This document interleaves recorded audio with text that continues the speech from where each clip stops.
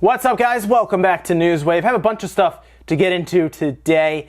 Some fairly interesting news coming from Quantic Dream, the company developing studio behind Detroit Become Human. They have some news about their game, but then they also have some news kind of behind the scenes where they're going to be pursuing journalists, actually, for pieces that they wrote in court. And that's where things are a little odd, a little off, and might affect future journalists all over the place, because this could be a precedent set, and it's something that's worth looking at. Also, we got to talk about the Xbox getting a pretty big update for a feature I didn't think ever would show up to the system, to be honest.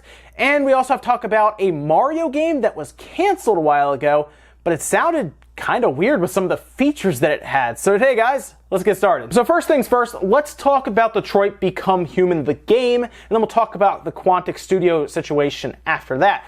So Detroit Become Human has now gone gold. It's gone gold ahead of its May release, and they're also getting a demo. That's right, you're gonna be able to try this game out ahead of its release. I like that, by the way. It seems like we don't get enough demos anymore like we used to way back in the day. We used to get demos to try out games before we buy them. So I like this. This tells me that they're at least fairly confident in the game's quality to release a demo. Now, the demo is out today. You can go download it today on your PS4, April 24th, which is great. It comes in just under 3 gigabytes. Now, if you're curious about what the demo entails, well, it entails the hostage demo. So if you remember, back at E3 2016, they showed a full demo where they kind of showed the situation with the hostage and everything. They showed a long playthrough of it and everything.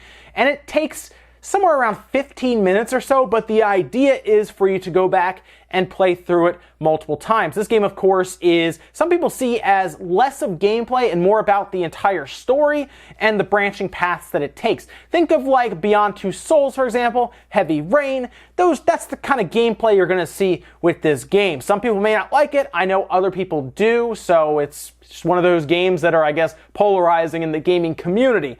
I personally am very curious, and I would love to check it out with its demo, which I will today, and maybe I'll let you guys know, depending. We'll definitely talk about it on Spawncast this weekend, though, because I was looking at this game more and more as they showed more of the information about it, and I'll probably be picking it up when it comes out, and getting a demo ahead of time is just an extra bonus to see if it is something that I would be interested in. Go check it out. It's out on the PlayStation Store today. Now, let's talk about the situation behind the scenes. If you're not aware, a little while ago, months ago actually, there was a very weird piece written about Quantic Dream and David Cage, where French news outlets, really just media outlets, published a couple of pieces. There are actually 2 pieces that were published, and if you remember, it kind of described a toxic workplace behind the scenes where employees kind of had a lot of turnover despite good pay, and apparently that had a lot to do with just really, I guess, uncomfortable working conditions, with them describing it like a rugby locker room. I guess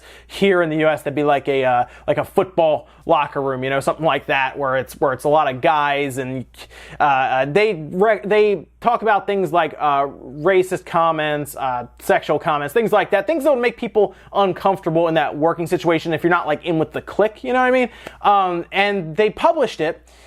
And Quantic Dream denied all of it, including David Cage. They denied it heavily, and now they're willing to go to court over these as, I guess, a slander, essentially. I guess the interesting thing about all this is the way that we've learned about it. This is from Kotaku. Jason Schreier actually had an appointment with Le Monde for his book, and then Mediapart was the other outlet that also wrote that article.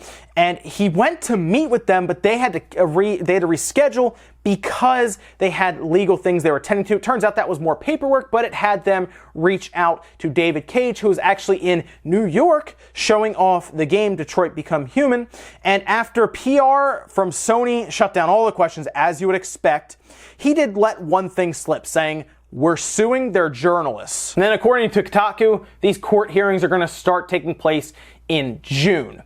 Now, they are clearly suing them because they are absolutely positive, I guess, that everything that was written is untrue. And there's a couple ways that could be. Maybe it was a disgruntled employee who made up all of this stuff, right? It's very possible. It appears that they're doing. Quantic Dream, David Cage, they are going after these outlets for providing information that back when it was first put out, people believed it right away. It was actually fascinating to watch. People took this information and pretty much believed it without any thought. I saw it all over the internet forums and stuff. It was a lot of pretty much jumping to conclusions right away without hearing any other thoughts from, say, Quantic Dream.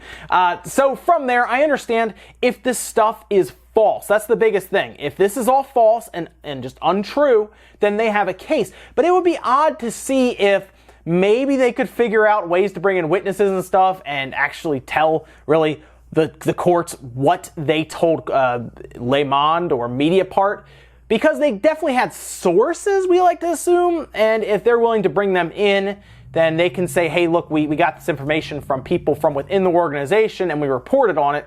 So it's an interesting case. It'll definitely set a precedent. I'm going to be curious to see if this affects other outlets going forward, because a lot of outlets report that obviously aren't in the U.S. Eurogamer, obviously, people like that. I'm curious if that's going to affect things that they may report on in the future. Eurogamer, of course, does a lot of behind-the-scenes stuff as well. Is there going to be a concern or a worry? Will there be hesitation if there is a situation going on in the background that is concerning?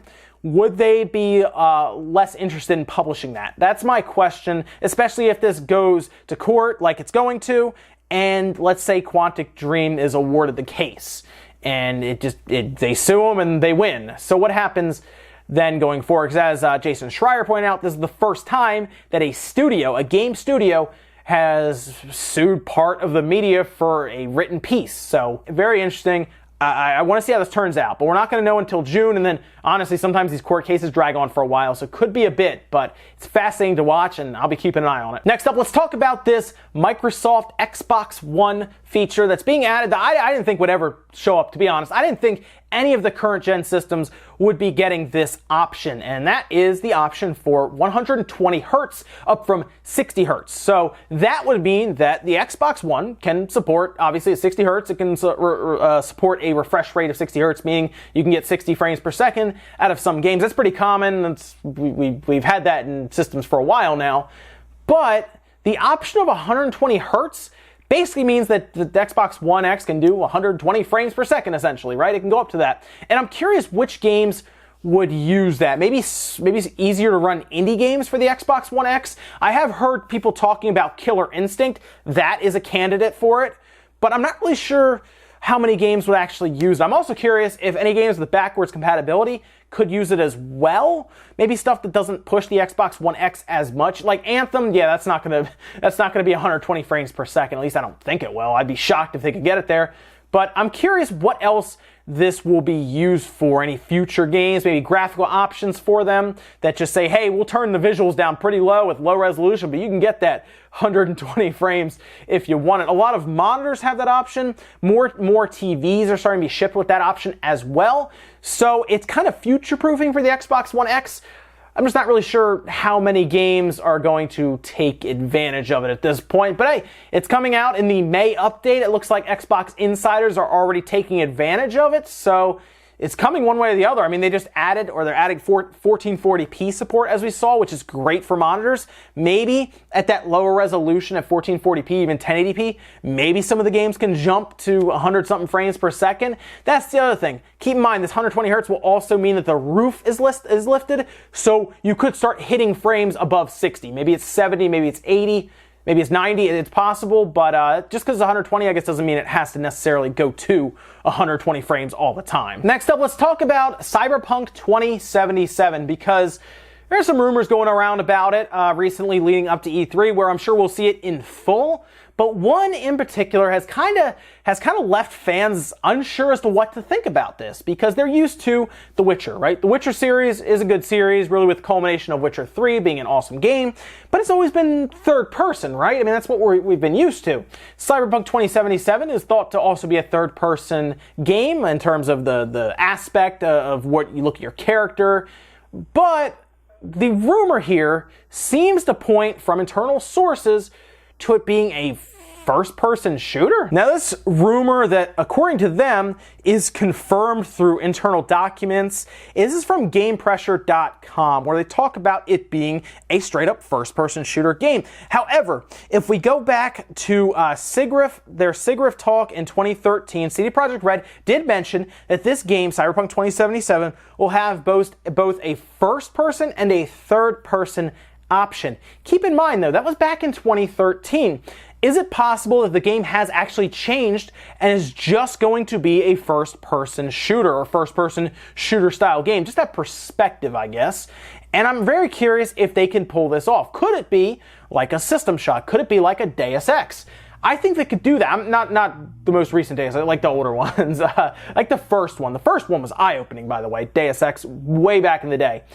I'm curious if CD Projekt Red can take Cyberpunk 2077 and do that. Could they have that game be a first-person shooter? You know, it would technically make it different, or at least differentiate it some from the Witcher series that is all third-person. So maybe it's not a bad idea to test their skills and see if they could do something different, like a first-person style game.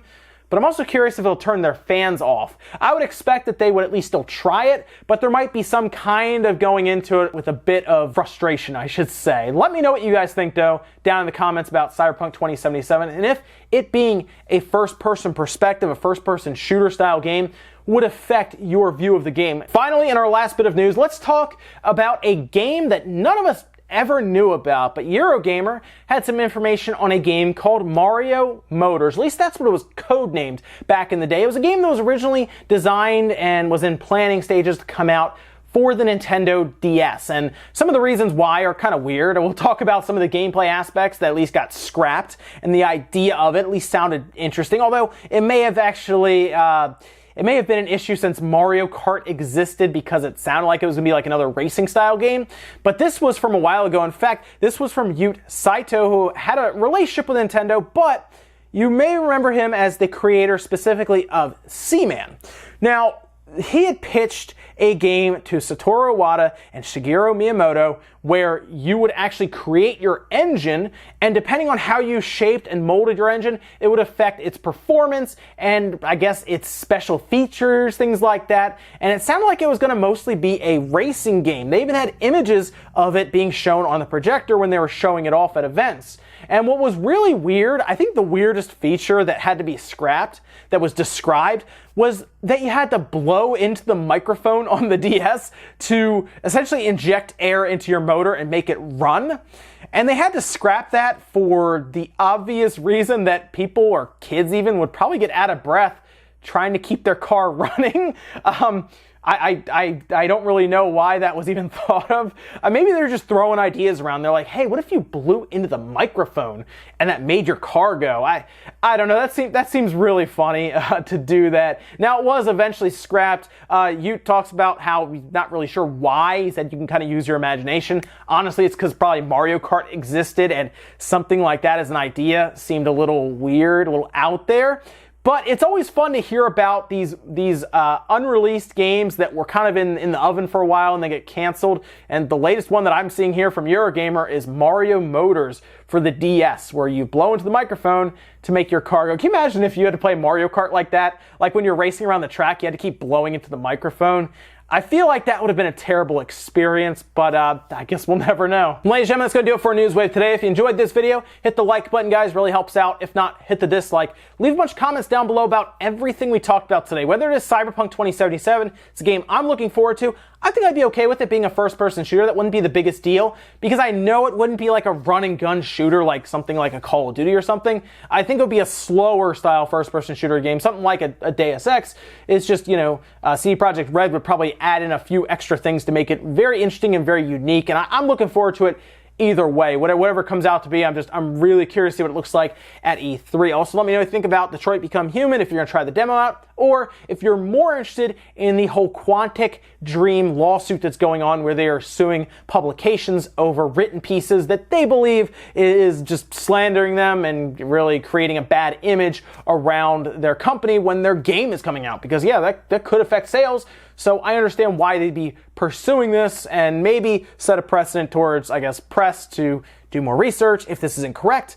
But what if this is true and they're just doing this to cover it up? It's hard to say, but I am really curious about that one with your thoughts. Also, let me know anything about Mairo Motors and blowing into the microphone to make your car go. I'm sure a lot of people probably would have struggled to get to the end of the Mario Kart, I guess, race. I mean, you have to blow into the whole time. Man. Thank you so much for watching, guys, and I'll see you next time.